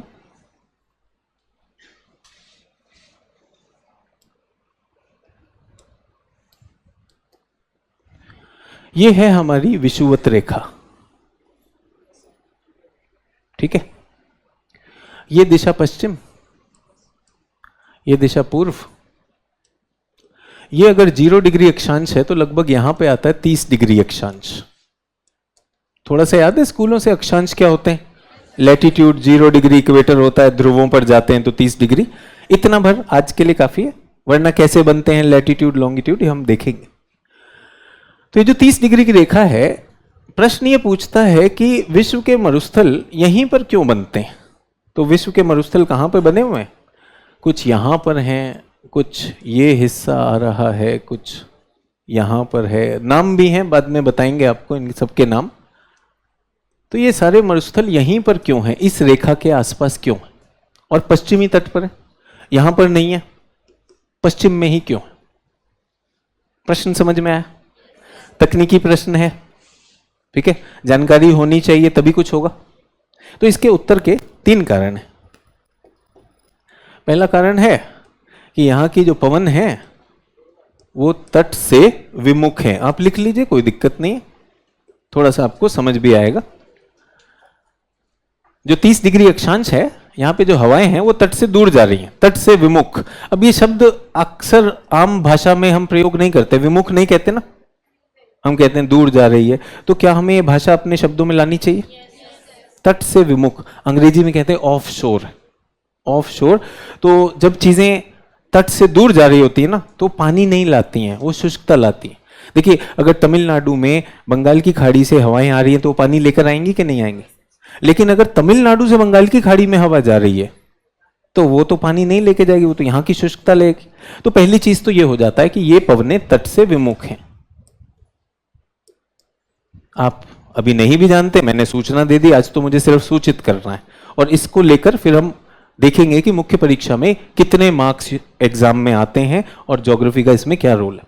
दूसरा यह है कि ये जो 30 डिग्री का अक्षांश है जो पूछा हमसे, ये पवन का अवतलन क्षेत्र है। अब ये भी शब्द परेशान कर रहा है या नहीं कर रहा है? अवतलन, अवतलन का मतलब हवा यूं नीचे गिर रही है, अंग्रेजी में कहते हैं सिंकिंग एयर। ठीक है, बादल बनने के लिए नियम समझ लीजिए, हवा को उठना चाहिए। उठेगी तो ठंडी होगी, ठंडी होगी तो बादल बनेंगे। जिस क्षेत्र में हवा उठने की जगह नीचे आने लगे तो वहां बादल हट जाएंगे, आसमान साफ हो जाएगा। हमें तो पानी चाहिए, और पानी के अभाव में क्या बनेगा? मरुस्थल। दूसरा बिंदु समझ में आया कैसे हो रहा है? ये सब फिर बताऊंगा, डिटेल में बताऊंगा, अभी तो केवल उदाहरण देना चाह रहा था कि हमारे पास उत्तर होना चाहिए। तो पहला क्या है? हवाएं सागर से भूमि की तरफ नहीं आ रही, पानी लेकर नहीं आ रही, बल्कि भूमि से दूर जा रही। ये समस्या होगी, पानी नहीं आया। दूसरी चीज क्या है? हवाएं उठने की जगह नीचे आ रही। तीसरा, थोड़ा बहुत जो पानी वहां पर था, जो हल्का हवा में जो नमी थी, उस नमी को भी कोई आकर सोख लेता है, चूस लेता है। यहां पर ठंडी जलधारा होती है। तो क्या होती हैं ठंडी जलधाराएं, ये बताएंगे हमें। तो अभी हम तीसरा बिंदु लिख रहे हैं, ठंडी जल धारा। तो सागर में जो पानी है वो ठंडा है, और ठंडा पानी क्या कर रहा है? जो आसपास की हवा में जो ओस है ना, उसको कंडेंस, संघनन कर दे रहा है, और वहीं पर क्या हो जाता है? कोहरा कुहासा हो जाता है। जो पानी बादल में बनने के लिए जाना चाहिए था, वो पानी यहीं पे कोहरा और कुहासा हो गया। तो क्या बारिश होगी? नहीं होगी। तो इसने भी बाधा कर दी। ठंडी जलधारा से जनित शुष्कता। अब ये शुष्कता शब्द है, नया शब्द है भाषा में, मेरे ख्याल छठी एनसीईआरटी में ही शब्द मिल जाएंगे आपको। 3 बिंदु हो गए। लिखवाया किस लिए? थोड़ा आप लोगों का एंगेजमेंट के लिए। मुझे पता है कि आपको उत्तर नहीं आता है, लेकिन हाँ 3 बिंदु है। 3 के बाद चौथा बिंदु नहीं। 3 के बाद जो भी आएगा चौथा इन्हीं में बन के आ जाएगा। आप देखेंगे वो घूम फिरकर यहीं पर आएगा। ये विज्ञान का LHS = RHS वाला पहलू भूगोल का पहला मैंने आपको दिखाया, लेकिन ये उत्तर नहीं है। स्कूलों में तो 3 बिंदु हो गए थे ना, स्कूलों में 1 2 3 लिखा, नंबर मिल गए। अब यहां पे उत्तर ये नहीं है। उत्तर मैं लिख के दिखाऊंगा, बट क्या आपको 3 बिंदु पता चल गए सबको जो भी बैठे हुए? रेगिस्तान है, शुष्कता है, पानी नहीं है। क्यों नहीं है? क्योंकि हवाएं पानी ला नहीं रही, ऊपर जा नहीं रही। जो थोड़ा बहुत पानी था वो क्या हो गया? कुहासा बन गया। वो पानी की शॉर्टेज। अब उत्तर लिख दे। आप लोग टीचर, आप UPSC, मैं छात्र, चलेगा? ठीक है सर, ऐसा कैसे हो सकता है सर, ये तो बड़ा अपमान हो जाएगा। ड्रामा, नाटक, रोल प्ले, थोड़ी देर के लिए, क्योंकि अभी आप छात्र हो नहीं सकते, इतनी जानकारी नहीं है आपके पास, तो मुझे मूल्यांकन करने की कोशिश करेगा। फिर कुछ कहेंगे सर शिक्षक को कभी भी मूल्यांकन नहीं किया जाता। नाटक, रोल प्ले, ठीक है, थोड़ी देर के लिए। कुछ लोग ऐसे उसमें फंस जाते हैं कि बिग पिक्चर मिस हो जाती है। तो ये उत्तर है। प्रश्न UPSC में मैं आपको बताना चाहता हूं, क्योंकि आप बिगिनर्स हैं, तो थोड़ा सा उस प्रश्न पत्र के बारे में भी बता दूं। UPSC पहले ब्लैंक शीट देती थी, आपको जो प्रश्न का उत्तर देना है उस प्रश्न का उत्तर अपने क्रम में लिख दीजिए। आपको 8 नंबर आता है तो 8 नंबर लिखिए, उसके बाद 7 नंबर, उसके बाद 6 नंबर, जो मर्जी आप कर सकते थे। UPSC ने अब चेंज कर दिया। अब UPSC ने डेजिग्नेटेड स्पेस बनाकर उस पर प्रश्न लिख के दे दिया है। इस प्रश्न को इसी स्थान पे उत्तर करना है। किसकी बात कर रहा हूं? मेंस की बात कर रहा हूं। मेंस की बात कर रहा हूं। मेंस का प्रश्न पत्र ऐसा आता है।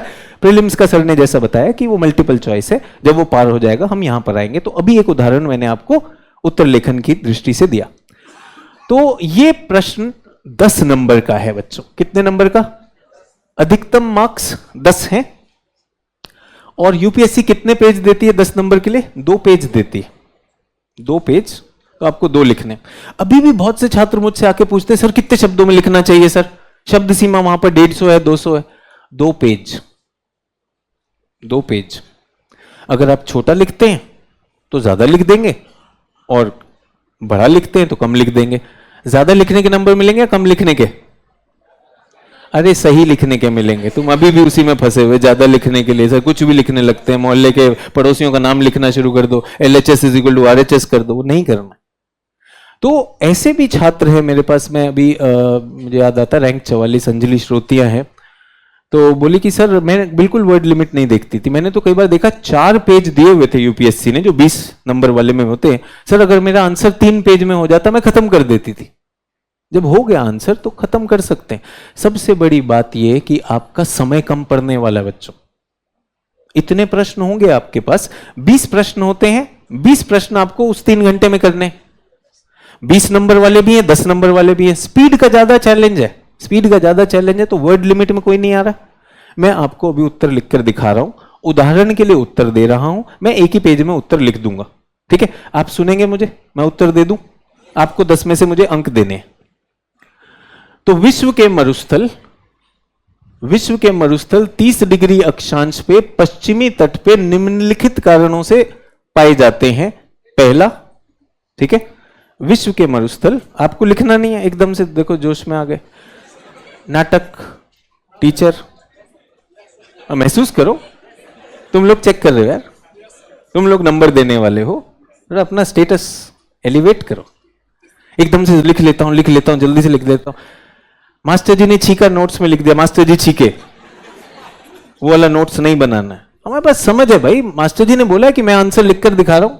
अब आप सोचिए इस आंसर में आपको अच्छा लगा या नहीं लगा, उसकी आंसर की जानकारी मैंने आपको दे दी। तो ये तो स्कूलों में भी सिखाया कि विश्व के मरुस्थल 30 डिग्री अक्षांश में पश्चिमी तट पर निम्नलिखित कारणों से पाए जाते हैं कि यहां की जो पवनें हैं वो तट से विमुख होती हैं, ठीक है। दूसरा, 30 डिग्री पर पवनों का अवतलन होता है। और तीसरा, यहां पर ठंडी जलधाराएं शुष्कता लेकर आती हैं। उपरोक्त कारणों से विश्व के मरुस्थल भौगोलिक दृष्टि से 30 डिग्री अक्षांश पश्चिमी तट पर पाए जाते हैं। स्कूलों में ऐसा आंसर लिखते थे। उत्तर सही है या नहीं है? यूपीएससी इसमें फालतू में मार्क्स नहीं काटेगी जब तक 3 बिंदु होंगे। 3 बिंदु तो होने चाहिए। जैसे ही आपने 1 बिंदु कम किया तो इनकम्प्लीट हो गया, नहीं हो गया? अब मैंने आपके सामने उत्तर लिखा है, नंबर दीजिए जल्दी से। 10 में से कितना देंगे? 10 में से 4, 3,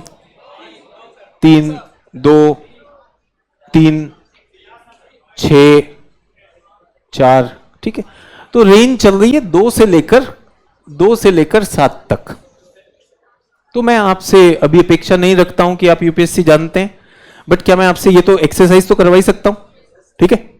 तो 2 वाले जितने भी दुष्ट लोग बैठे हैं, जब मैं आपको 2 नंबर दूंगा तो आंख से आंसू मत छलकाना। सर मैंने जीवन में पहला आंसर लिखा सर, आपने 2 दे दिए, इतने निर्दयी हो सर, मेरा हौसला टूट गया सर। ऐसे टूटे हौसले देश को आगे नहीं ले जाते। 2 में 0 भी आ जाएगा यार। तो जो 2 दे रहा है, क्या गलती, क्या गुनाह कर दिया मास्टर जी ने? जो बिंदु थे लिख तो दिए, 2 दे रहा है। जब मास्टर 2 देता है तब दुखी होता है, ठीक है। और 7 वाला मास्टर का प्रेम है, क्योंकि यूपीएससी का टॉपर 50% पा रहा है।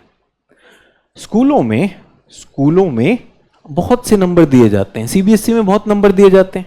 मैं यहाँ दिल्ली में सेंट स्टीफेंस कॉलेज में पढ़ा, उनका एक प्रतिष्ठित कोर्स है इकोनॉमिक ऑनर्स। इकोनॉमिक ऑनर्स की कट ऑफ आनी थी 100% उसकी कट ऑफ। मैंने कहा कट तो लगा, कट लगाए नहीं, 100% है। क्यों? क्योंकि सीबीएसई आईसीएसई नंबर दे रहा था, इसी तरह के नंबर दे रहा था। तो जिन लोगों के स्कूल में नंबर आ गए वही बेस्ट कॉलेजेस में जा रहे थे। जो अभी आपने देखा कि तरीका बदला गया है, जिसमें एक परीक्षा डाल दी गई है, तो सबके अपने अपने तरीके। तो यूपीएससी में जब हम इस एग्जाम में जा रहे हैं तो मैं आप सबको बताना चाहता हूं, आंसर आपका बिल्कुल सही है। 5 नंबर बहुत अच्छे माने जाते हैं। 50% इज गुड, समझ में आया? तो जो 7 दे रहे थे नीचे आ जाइए थोड़ा सा कि भाई 50 मिलेंगे, वरना आपका दिल टूटेगा। 50 भी कब मिलेंगे? मेरी अपेक्षा थी उत्तर से, मेरी अपेक्षाएं पूरी हो गई, मैंने 50 दे दिए, ठीक है। मुझे अपेक्षा से थोड़ा कम लगा, 40 दे दूंगा, 4 आउट ऑफ 10। अच्छा लगा, 5.5 दे दूंगा। अच्छा लगा, मेरी अपेक्षाओं के परे। 2 का मतलब तो यह है कि भूगोल में इतिहास का उत्तर लिख दिया उसने। कोई सफाई भी तो होगी, मेरे से कोई पर्सनल दुश्मनी तो है नहीं। तो 2 जो दुश्मनी वाले हैं उनके लिए हो गया। तो इसमें मुझे लगता है कि इसमें आंसर 2 में 7 जो भी है, बट इस आंसर को ठीक आंसर कहा जाएगा, बढ़िया आंसर नहीं कहा जाएगा। इस आंसर को एक और छात्र देखता है तो कहता है यार ये आंसर तो, ये तो आसान सवाल है, तो इसको तो अच्छे से लिखा जा सकता है। तो वो लिखता है, अब सुनिएगा दूसरा वाला, इसमें आपने मुझे 2 से 7 दिए हैं, जो भी आपने दिए मैं उसको मान के चल रहा हूं क्योंकि मैं अभी छात्र हूं, आप शिक्षक हो। दूसरा छात्र जब इस प्रश्न को सुनता है वो कहता है कि विश्व के मरुस्थल और उनकी उत्पत्ति कुछ अन्योन्याश्रित, अब ये शब्द ही नहीं आता आपको, अंग्रेजी में लिख दूं, इंटरडिपेंडेंट, ये आसान है, इंटरडिपेंडेंट फैक्टर या कारकों से बनता है। विश्व के मरुस्थल ऐसे ही नहीं बन जाते, कुछ भौगोलिक कारकों के अंतर संबंध से बनते हैं। आइए देखें ये कारक क्या हैं। पहला, पवन तट से विमुख है। दूसरा, 30 डिग्री पर अवतलन होता है।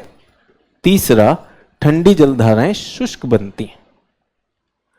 मरुस्थल और मरुस्थल के बनने के पीछे के कारक, मरुस्थल और उनके बनने के पीछे के कारकों की जानकारी हमें विश्व के मरुस्थलीकरण की समस्या और मरुस्थलों के बेहतर प्रबंधन में मदद कर सकते हैं। दूसरा उत्तर, क्या चेंज किया हमने इसमें?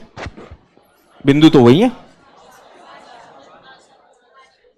कुछ बदल दिया ना, सिर्फ भाषा बदली।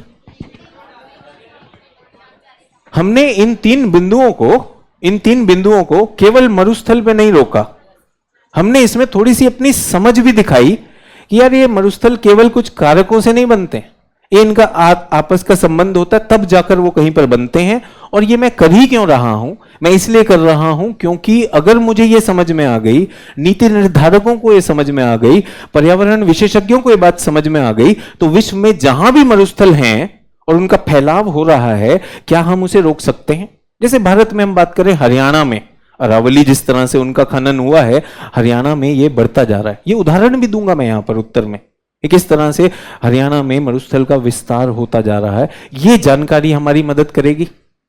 मुझे बताइए, अभी सर ने कहा यार जानकारी तो किताबों में, ये तो बुक्स में है ना बच्चों। आप जब क्लास में आते हो तो क्लास में आपको क्या ऐड करवाया हमने? आकलन, सोच को विस्तृत कराया कि नहीं करवाया? नंबर क्या देंगे जल्दी से बताइए 10 में से? 4.5, 5, 4, 6। रोक देता हूं। मैं तो आपको यूपीएससी के पास लेकर आ रहा हूं। मेरा उद्देश्य है इस एक्सरसाइज के पीछे कि आप कब तक शिक्षकों के पीछे भागेंगे और पूछेंगे सर यूपीएससी कैसे नंबर देती है? आप ही यूपीएससी हैं, आप ही को दोनों में अंतर दिखाई दे रहा है या नहीं दे रहा है? आपको यह भी पता है कितने मार्क्स आते हैं कि भाई 5 में वो होता है। तो अब आपको लगा जो भी आपने दिया 4 से 6, पिछले से ज्यादा देंगे कि नहीं देंगे? ठीक है, तो उसके लिए किताबें, इसके लिए कोचिंग मदद करती है। लेकिन इसके बाद तीसरा लेवल आता है, वो है केजीएस का छात्र। वो तो आंसर लिखने नहीं आया है, वो तो रिकॉर्ड ब्रेक करने आया कि नहीं आया? वो उम्मीद कर रहा था कि यार मुश्किल सवाल आएंगे, ये तो इजी आ गया। मतलब T20 में फुल टॉस गेंद आ गई है, तो इसका क्या करना है? इज्जत देनी है, छक्का लगाना है? छक्का लगाना है। तो वो जब इसे देखता है वो कहता है यार ये तो विश्वास ही नहीं हो रहा कि इतना आसान सवाल पूछ रहा है। तो अब वो कहता है कि मुझे एग्जामिनर से इस सवाल में कम से कम 7 नंबर निकालने, और सिर्फ 7 नंबर नहीं निकालने, एग्जामिनर पे ये प्रभाव छोड़ देना है कि ये बाकियों से अलग है, ताकि वो मेरा अगला उत्तर भी पढ़े तो उसके मन में हो कि अभी तक जो ये बकवास कचरा आ रहा था अब कुछ बदल गया। इसे कहते हैं सब्जेक्टिविटी, यूपीएससी की सब्जेक्टिविटी।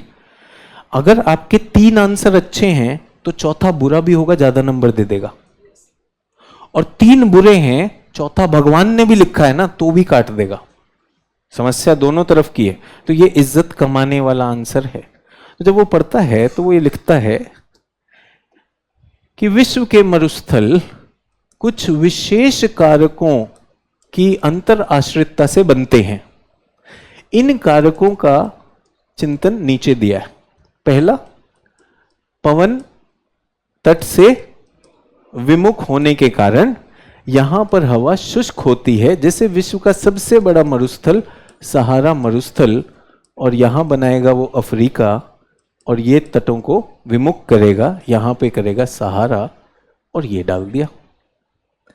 दूसरा वो कहता है कि ये 30 डिग्री अक्षांश ये विशेष अक्षांश है, यहां पवनों का अवतलन की पेटी है, अवतलन होने की वजह से आसमान साफ रहता है, और ये जल्दी से चित्र बना देगा 30 डिग्री की पेटी, अवतलन क्षेत्र। तीसरा, ठंडी जलधाराएं अपनी शुष्कता के कारण आसपास की आर्द्रता या नमी को संघनित करके कुहासा बनाती हैं, जैसे विश्व का सबसे सूखा मरुस्थल अटकामा मरुस्थल, अटकामा मरुस्थल, और यहां मैंने अटकामा भी बनाया। ठंडी जलधारा का नाम भी लिखूंगा, पेरू जलधारा, अटकामा भी, जो भी है सब यहां पे लेबल करूंगा, और उसके बाद मैं लिखूंगा उपरोक्त कारकों की समझ नीति निर्धारकों के लिए क्या था ये, प्रबंधन, मरुस्थली क्षेत्रों का बेहतर प्रबंधन, जल सुरक्षा एवं मरुस्थलीकरण की समस्या का पोषणीय संवहनीय सिद्ध समाधान सृजित कर सकता है। आंसर है, तीसरा आंसर सेम ही तो था, क्या बदला, मैप डाल दिया हमने। आपको तो बनाना आता नहीं है, अच्छी बात है, मुझे आता है। अगर मुझे आता है तो आप तक भी आ जाएगा, मुझे आता है तो आप तक भी आ जाएगा। अब ये सवाल कि सर क्या मैप बनाना जरूरी है, आपकी मर्जी है, आप यूपीएससी हो। अगर ये प्रश्न है तो क्या आपको लगता है ये प्रश्न का उत्तर जिसने भी दिया है पूरी मैच्योरिटी के साथ किया है, पूरी मांग के साथ किया है, किया कि नहीं किया? तो अब ये चीज अगर आप एग्जामिनर तक ले गए तो आप पास हो जाएंगे। ठीक है, अभी हालत कईयों की ऐसी है कि सारा जोश कहाँ गया यार, एक दो गदर के सीन दिखाओ, हैंड पंप वगैरह, तब जोश आएगा।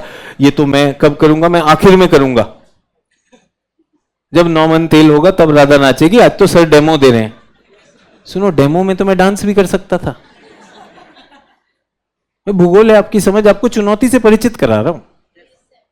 क्या आपके सामने जो एक बात रखी, 3 स्तर का फाउंडेशन, भाषा चाहिए इसके लिए, जानकारी चाहिए, आकलन चाहिए। जो चीज मैंने सामने की, क्या वो असंभव थी? असंभव थी क्या ये चीज? ये सबके लिए संभव है, बिगिनर्स के लिए भी संभव है। आप लोग तो बिगिनर हैं, आपको भी दिख रहा है कि नहीं दिख रहा है? सिर्फ इतना भर काम करना है। विज्ञान में और गणित में ये नहीं करते हम। गणित में तो अब तक उत्तर आ जाता। सर ये बहुत बाल की खाल कर रहे हैं, बताओ ऐसा लिखना है वैसा लिखना है। कई छात्रों ने मुझसे ये भी पूछा कि सर ये जो स्टार्टिंग में हम ये समा बांधते हैं, क्या ये समा बांधना चाहिए? तो क्या आपको लग रहा है मैं समा बांध रहा हूं? देखिए, अगर मैं उत्तर ऐसे शुरू करता कि श्रीदेवी मेरी फेवरेट एक्टर थी, लेकिन दुबई की एक यात्रा में उनकी मृत्यु हो गई। दुबई एक मरुस्थल है, आइए देखें मरुस्थल के कारक। समा बांध रहा था भाई मैं, निश्चित रूप से समा बांध रहा था। मैंने लिखा भाई विश्व के मरुस्थल के कारक ऐसे ही नहीं बनते हैं, मरुस्थलों के पीछे एक विज्ञान है, आइए इस विज्ञान को समझे। और जब आपको समझ आ ही गया है, जिसके पास इस विज्ञान की समझ में आ गई है, वो अपने मरुस्थलों का बेहतर प्रबंधन कर सकता है, जल संकट से निजात पा सकता है। उदाहरण के लिए आज का इजराइल में टपक सिंचाई होती है, मैं सारी चीजें डाल सकता हूं इसमें, बट वो क्यों होगा? वो तब होगा जब मैं अपने उत्तर को वही इज्जत दूंगा जो मैं एग्जामिनर को चाहता हूं मेरे उत्तर को दे। तो पहले कदम पर मैं चाहता हूं जो कदम आप उठाएंगे केजीएस में, ये मान के चलिए कि उसमें आपकी मान, आपका गरिमा है। जो भी पढ़ रहा है, किताब को भी पढ़ रहे हैं, ऐसा नहीं परेशान होके दुख में पढ़ रहे हैं, यार बोला मास्टर जी ने पढ़ लो, गर्दन दर्द हो जाएगी यार। मजा आ रहा है तो पढ़ लो, नहीं आ रहा है तो मास्टर जी ये वाला हमें विषय नहीं समझ में, हमारे पढ़ाने के बाद और मजा आएगा उसमें। ठीक है, और कभी कभी गदर 2 देखा ना, हो सकता है ना, सनी देओल के लिए पूरी भक्ति है मेरी। तो ये हो गई किताबें भी हो गई। भूगोल की प्रमुख शाखाएं आज नहीं करा रहा हूं। हाँ, इसमें मुझे एक चीज आपको बतानी थी। हाँ जी,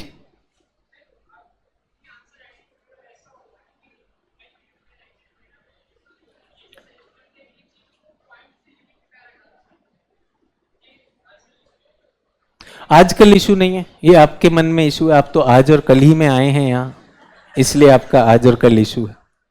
ठीक है, तो आपको बहुत भूख लगी है, आपको बहुत भूख लगी है और आपको कोई खाना परोसने वाला है, तो क्या इंपॉर्टेंट है प्लेट में देगा या कटोरी में देगा? तो ये एक्स्ट्रा करिकुलर क्वेश्चन है कि सर बिंदु में लिखूं या पैरा में लिखूं। आपके सामने लिखा, भाई मैं मजाक थोड़ी कर रहा हूं। मैंने तो बिंदु भी लिखे, पैरा भी बनाया। मेरा पहला अनुच्छेद था, ये अनुच्छेद था, ये भी अनुच्छेद है और बिंदु भी है। ये आपने सुना, देखिए मैं कह रहा हूं, एक होती है, हमने कहा ना, हमने YouTube रील में सुना ये समस्या आ सकती है। अब YouTube रील मुझे बनानी है, तो एक समस्या मैंने पैदा कर दी, पॉइंट में लिखें या उसमें। तो सर पॉइंट में भी कौन सा पॉइंट होना चाहिए सर? बुलेट होनी चाहिए कि तीर होना चाहिए? देखो दोनों घायल करेंगे एग्जामिनर को, बुलेट मारो चाहे तीर मारो। और कुछ लोग तो वो हैं जो स्कूली किताबों में नहीं आता था। कौन देख रहा है बे? कौन देख रहा है?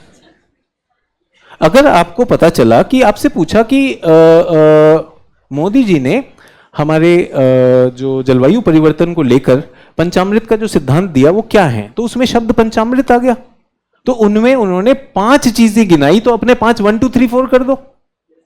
ये कहीं चुनौती नहीं आएगी, बिल्कुल आप विश्वास रखिए। एक जगह पर, आपके प्रश्न को पूरी रिस्पेक्ट देते हुए मैं कहना चाहता हूं, एक जगह पर आपको बिंदुओं से बचना चाहिए, वो है निबंध का पेपर।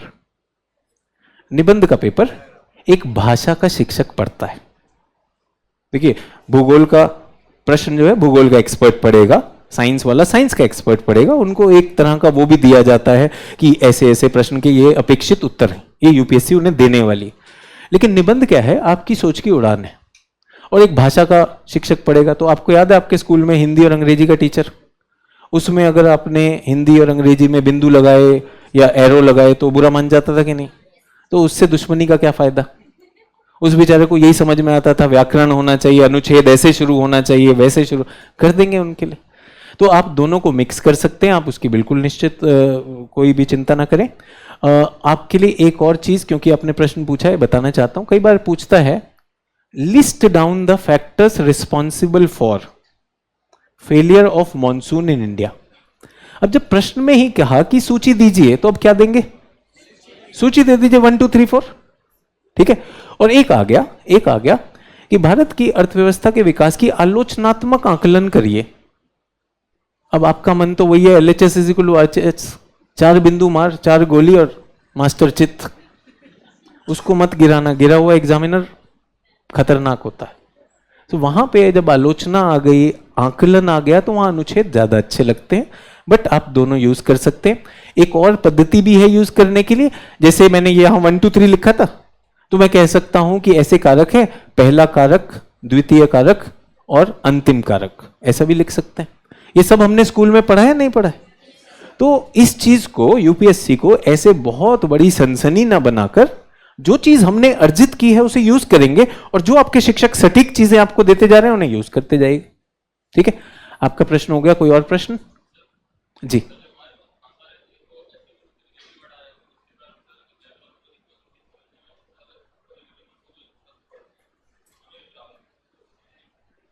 बैठ जाइए प्लीज।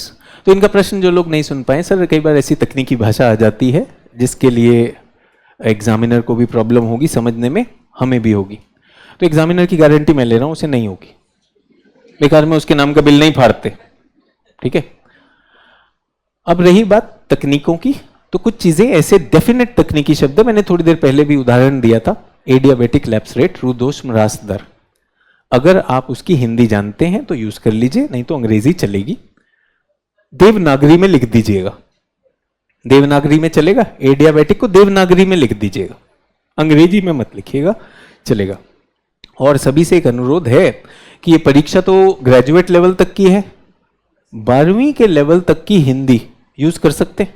एनसीईआरटी की हिंदी, एनसीईआरटी का स्तर ले आइए, अगर आपको उसमें कुछ तकनीकी लग रहा है तो वो भी। ठीक है।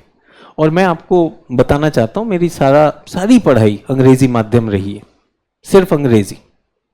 ये तो मैंने यूपीएससी के लिए कई वर्षों से हिंदी में पढ़ाना शुरू किया, तो मेरी भाषा में कोई तकनीकी भाषा आ रही, इतनी होनी चाहिए। मेरी मातृभाषा इतनी मुझे आती है। जी, किसी ने और ने हाथ खड़े होके पूछ लीजिए थोड़ा।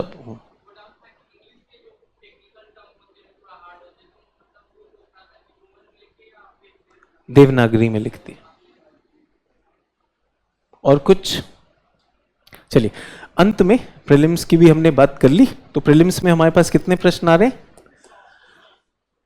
ज्योग्राफी की बात कर रहा हूं। ज्योग्राफी में 15 हैं और ज्योग्राफी से काफी जुड़ाव वाला क्षेत्र है एनवायरनमेंट। तो इसमें भी हमारे पास 15 आ रहे हैं। 30 प्रश्न आप प्रीलिम्स में,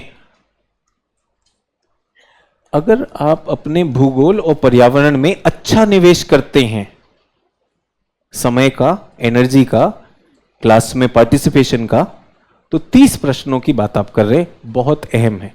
इस 30 में से हम कितने साध सकते हैं? कई बार प्रश्न कठिन भी आ सकते हैं। 22 प्रश्न आप साध सकते हैं, जिससे आपका स्कोर 44 तक तो जा सकता है, बिल्कुल सज सकता है। 30 में से मैंने 22 साधे हैं और मैं बता रहा हूं अच्छी तैयारी करके जाएंगे तो 25 भी हो सकता है। 25 का मतलब 50 नंबर तो हमने इन्हीं दोनों से निकाल लिए, बाकी से भी निकलेंगे, बिल्कुल निकलेंगे। तो ये हमारा प्रीलिम्स है। अब मेंस में आते हैं। मेंस में जैसा कि सर ने आपको बताया, जीएस के 4 पेपर हैं, जीएस 1, 2, 3 और 4। तो उसे दोबारा दोहराने की जरूरत नहीं है। जीएस 1 में आपका भूगोल आएगा, कितने मार्क्स का? कुल 250 है, ट्रेंड में 100 प्लस इससे आ रहा है। ठीक है, मेंस की बात कर रहा हूं। जीएस 1 विदाउट फेल आएगा ही आएगा, 100 प्लस इससे आएगा। एक और यूनिकनेस आ जाती है, जीएस 3 भी हमारे पास ये भूगोल से जुड़ा हुआ है। इसमें भूगोल का क्या आता है वो भी बता देता हूं। भूगोल में कृषि आ जाती है, यहां पर संसाधन आ जाते हैं, ठीक है, थोड़ा अर्थव्यवस्था से जुड़ा हुआ है, और यहां पर पर्यावरण से जुड़े मुद्दे आते हैं और डिजास्टर मैनेजमेंट आ जाता है। इसमें भी आप कुल मिला के 125 अंक यहां देख सकते हैं, क्योंकि इसमें बचा हुआ खंड क्या होता है? बचा हुआ खंड इकोनॉमिक्स होता है। इकोनॉमिक्स बड़ा खंड होता है इसमें, तो 100 के करीब इकोनॉमिक्स आ जाएगा और कुछ 25 नंबर का साइंस एंड टेक आ जाएगा। उसमें हम कुछ इससे पर्यावरण से भी जोड़ लेते हैं। तो हमारे पास लगभग 225 अगर हम देखें 1000 में से, 1000 अंक का है, उसमें 225 अगर हमारे इसमें आ रहा है तो काम की चीज है या नहीं है? इसलिए कह रहा हूं निवेश जब आप करेंगे। जी बताएं, कुछ जोर से बोलेंगे बेटा। ये और ये टोटल जीएस 1000 नंबर का पेपर है। 250 को 4 बार जोड़ूंगा तो 1000 हो जाएगा। 1000 में जीएस 1 ले लीजिए, जीएस 3 ले लीजिए, कुल मिला के 225 हमें यहां पर लग रहा है। 225 मतलब अपने आप में लगभग एक पूरा पेपर हो गया। मौसम अगर अच्छा हो तो ऐसे के पेपर में भी एक प्रश्न भूगोल और पर्यावरण से जुड़ा हुआ आ जाता है। तो अगर हमने तैयारी की है तो हम भूगोल और पर्यावरण की बहुत सी कड़ियां वहां भी यूज कर सकते हैं। ऐसे का पेपर 250 नंबर का है, 2 ऐसे लिखने होंगे, 125 का एक होता है ये।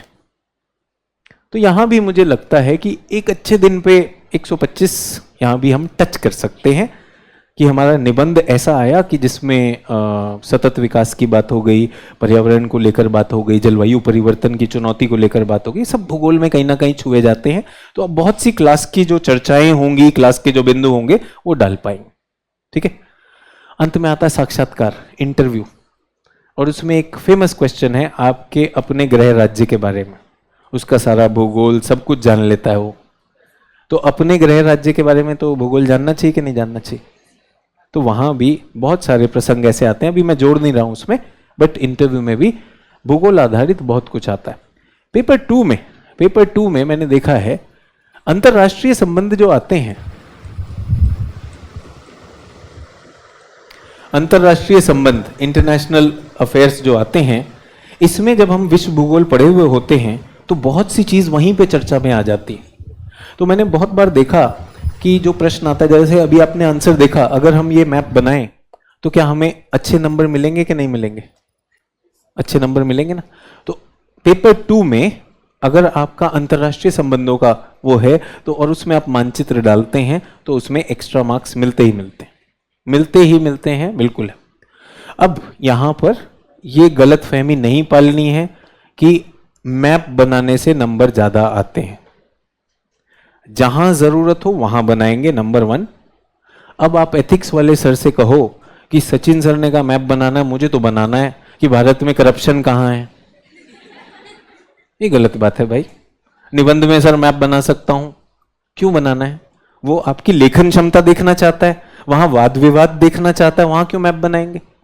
तो कुछ विषयों में ये बहुत काम आता है और आपके नंबर को सच में आप सोचिए 5 देता है, वो 5 अच्छा देता है, 7 तक ले जा सकता है, 7 तक ले जा सकता है। रिकॉर्ड स्कोर लेकर आते हैं बच्चे, रिकॉर्ड स्कोर लेकर आते हैं, इसलिए ये टूल आपको दिया जाएगा। ठीक है, तो आशा है आपको कुछ उत्तर लेखन के बारे में, वैसे सर ने कहा था आज उत्तर लेखन पे बात होगी तो इसलिए मैंने एक उत्तर आपके सामने लिख के दिखाया।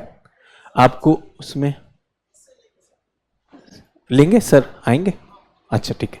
तो धर्मेंद्र सर कुछ ऐसे पर भी बात करेंगे, तो वो एरिया जो है इसके बाद आएगा। तो भूगोल का आशा है आप लोगों को उससे संबंधित मटेरियल, एक मिनट में इसको जरा समराइज कर दूं कि भूगोल से संबंधित जितना भी हमारे बुक्स हैं आपको जो पकड़नी है वो एनसीईआरटी वहां पर क्लियर है। ठीक है, एटलस होनी चाहिए, क्लास में होगी। अगर पहली क्लास भूगोल की शुरू होगी तो क्या मैं अपेक्षा कर सकता हूं कि आपके बैग में एटलस होगी? एटलस के बिना चीजें अधूरी रह जाएंगी। और एटलस क्या है? हमारी वर्कबुक है। एटलस सिर्फ ये नहीं है कि हमारे पास एटलस एक किताब है, मैं उस पर काम करवाने वाला हूं।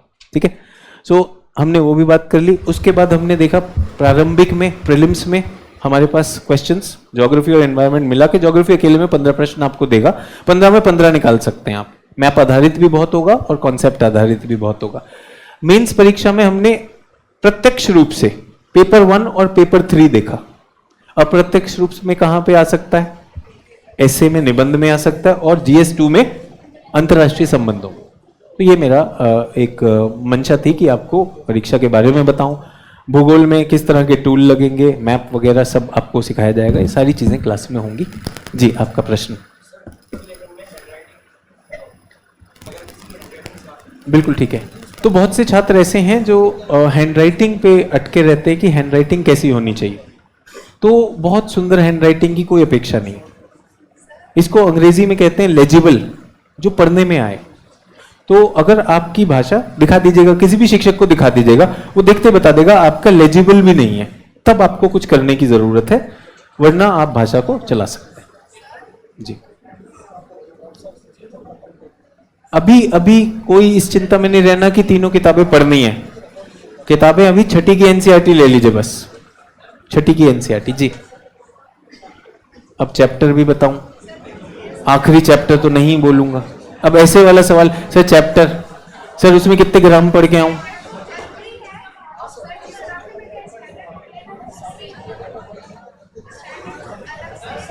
एनसीईआरटी, केवल एनसीईआरटी चाहिए।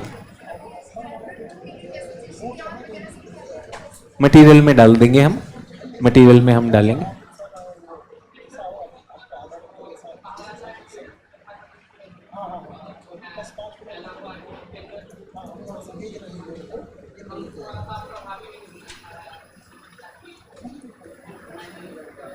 तो ये कह रहे हैं कि जब तक हम कोई मानक किताब नहीं पढ़ेंगे, स्टैंडर्ड किताब नहीं पढ़ेंगे, तो उसके बिना मार्क्स नहीं आएंगे।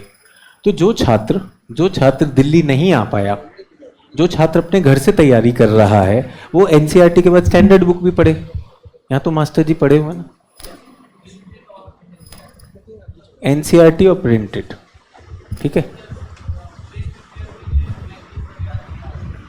करंट भी लगा देंगे, चिंता मत करो, बिजली की तार तैयार है। एक ही दिन में आप मतलब आप सोचिएगा कि ये जो है तो दिक्कत ना हो जाएगा। बात समझिए, धीमी आंच पे खाना अच्छा बनता है, जलाएगा ये खाना, भूज देगा। लड़कियों से सीखो, उनको सब पता रहता है। जी, और कोई प्रश्न? जी,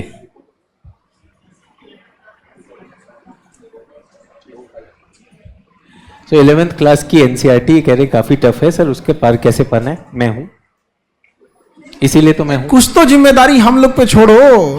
तुम तो ऐसा पूछ रहे हो जैसे लग रहा है कि हम लोग को बस आज सर बैच खोल के हम लोग बोरिया बिस्तरा लेके जा रहे हैं। समेट दिया जाए क्या?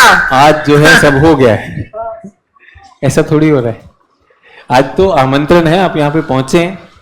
अब इसके आगे मैंने कहा आंसर राइटिंग का, ऐसे में कैसे स्ट्रक्चर करना है, अब धर्मेंद्र सर आपको बता दे ताकि खाली बैठे रहिए तो नोट्स का स्ट्रक्चर कैसे बनाना है, वो सब चीज़ें भी तो समझिए। एक्चुअली क्या ना, आप लोग की जिज्ञासा इतनी अच्छी है ना कि आज खुशी भी होती है और मैनेजमेंट भी बिगाड़ देते हैं आप लोग। एटलस हम लोग दे देंगे। अभी सर पूछे सबको एटलस मिल गया होगा, क्योंकि हमने सर से बोला कि हम लोग एटलस प्रोवाइड कराए, नहीं मिला सर। ऐसा लग रहा सीएजी जांच बैठाएगा सर, यहाँ पे जांच कीजिए कैसे नहीं हुआ यहाँ पे। तो आपकी जिज्ञासा हम समझ रहे हैं, और कुछ चीज़ें समझिए, कुछ चीज़ें धीरे धीरे यूज टू हो जाती हैं तो आपको ऑटोमेटिक समझ में आ जाएगा। अभी क्या है ना, जैसे आप नए नए कपड़े खरीद के लाए तो भी वो थोड़ा सा ना एडजस्ट होने में क्या होता है, टाइम लगता है। तो वैसे ये भी चीज़ें धीरे धीरे सब सही हो जाएगी। जैसे सर ने बताया कि हम भी बोले कि नक्शा का यूज़ करना है, तो सर स्पेसिफाई कर दिए कि ज्योग्राफी में ही करना है, एथिक्स में ले जाके मत बना देना, जो नक्शा में गड़बड़ हो जाएगा यहाँ पे। बिल्कुल बिल्कुल।